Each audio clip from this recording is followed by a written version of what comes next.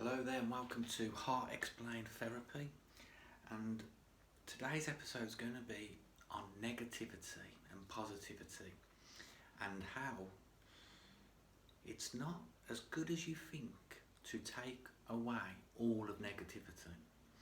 Now, it's also very good to only fill your life with positivity. So that makes perfect sense.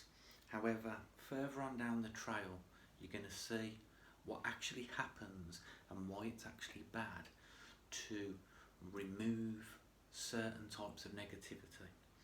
But let's look at the first thing that we need to do when we come to this aspect. It's quite clear that negative people who attract or receive more negative information are going to stay feeling pretty low.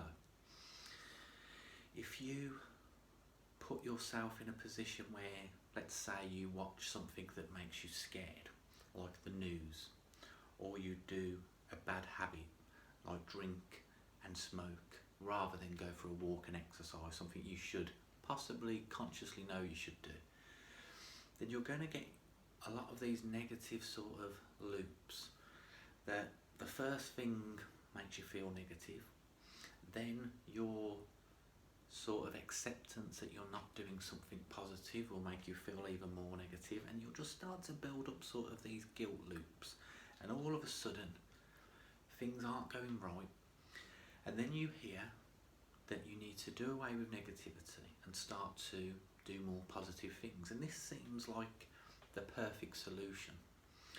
And I'm going to tell you how this is quite good to start with. If you can view the positive stuff out of a negative sort of opportunity, then the world is going to start to change around you.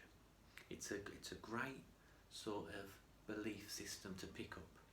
Your new future mantra is that you're going to turn all negativity into positive stuff that drives you forward.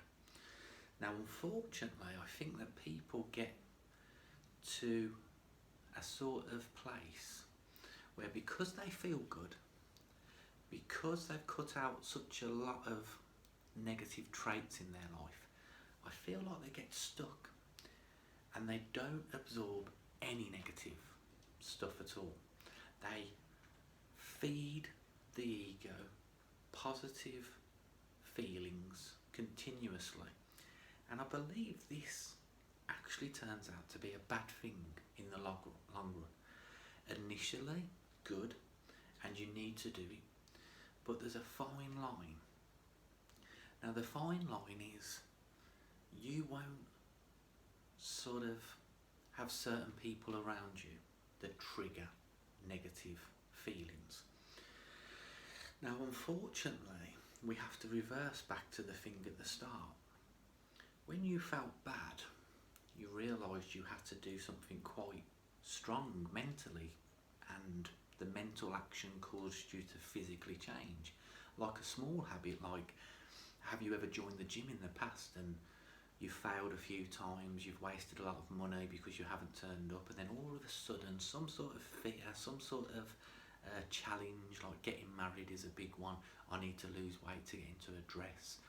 That doesn't go for the male side of things. However, you see how through your negative sort of feeling became a positive you that grew and stuck to a habit. Now, if you start to get into a sort of denial and think that only positive stuff can ever come in your way, then this is quite bad. You'll lose friends and family members over this when you don't really have to, because that negative stuff is actually good for you. It's actually something, if you can be strong enough with negative information, then you will be far greater than someone who doesn't ever take in negative information. Now, this is not just limiting yourself to news or certain people around you. Of course, you can do your own balance. I mean, I'm not saying that you should be absorbing too much negativity. It's never going to be good if you can't sort of handle it. But think this is what it comes down to me. With your emotional needs being met, and with your ego through the roof, and you being really happy, and your partner looks like he's settled and loves you, and your family have not spoke to you for a while and it's all good.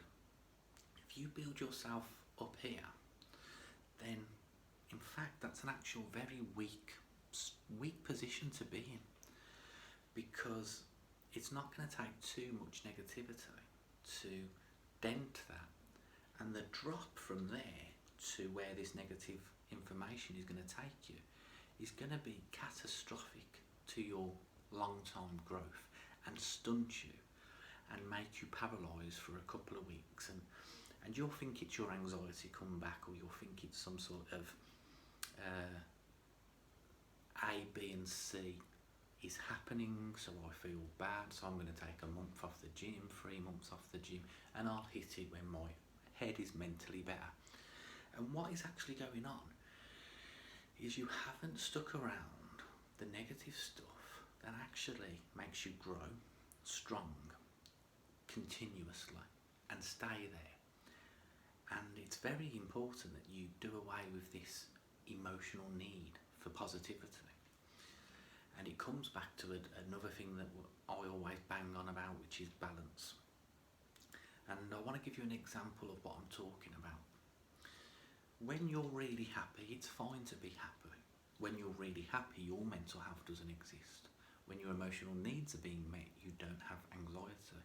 You don't have anxiety because your emotional needs are being met. What are you like when something bad happens? How do you handle that? Can you flip straight away and be this positive person? Or do you need all these external desires and attachments that you've made? Do you need them met to be strong? How are you like when a stranger suddenly says something that triggers an old fear that you thought you'd buried? How do you get on?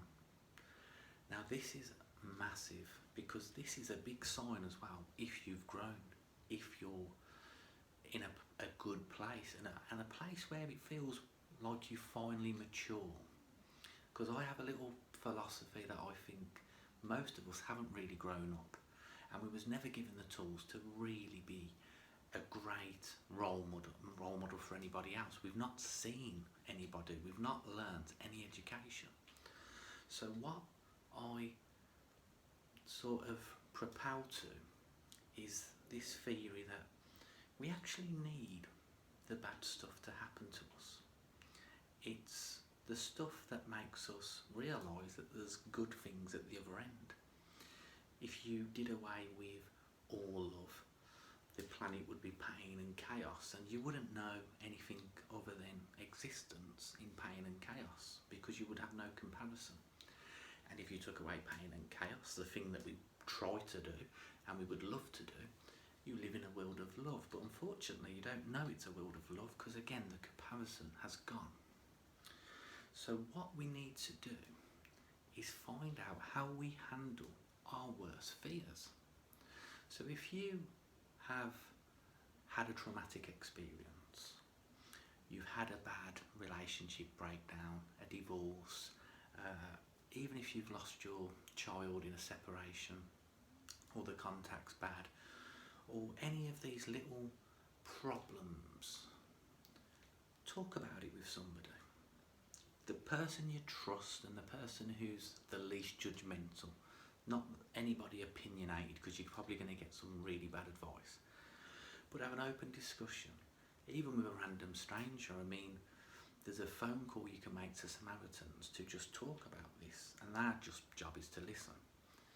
Now, after one call, you might break down and you might cry. After 2 or 3, you might get a little bit stronger. And that strength is you just mending the heart. It's fixing yourself, it's healing yourself, it's making you comfortable with pain and suffering and negativity. And this is the great, I suppose, topic of this video. When you get hit with this thing that triggers your fear, this item, this external event, because you manage to speak about it and make light of the energy it brings, you will feel at ease, and you won't have any emotional needs being met. In fact, you'll have lots of things going terrible in your life, but you'll just be able to handle it. You'll see it's a rainy day and you're waiting for the sun to come out. So with the positive and negative side of life, don't cut out all of negativity, because it drives you, it heals you, it makes you better. If you get to a point where you cut it all out, you're still suppressing what is an absolute truth in life, that suffering and pain will come up when you least expect it. And if you're not understanding of that fact, you're going to be hit hard and fall back. And this is what is commonly known as relapse. A relapse of an event that's labelled, and that's what it really is. It's you've falsified your life, you've replaced your goals and values and morals, and you've falsified your actual true strength by cutting out bad stuff. And that's not quite enough. Sometimes it's good enough to get you through a good few years, but it will always come back out, because life is just, unfortunately, it flows that way, and you can't always stay on the flow, especially not with desires and attachments and cutting out negative people and negative news and stuff that triggers your fear. You just can't do that. It's not a perfect world.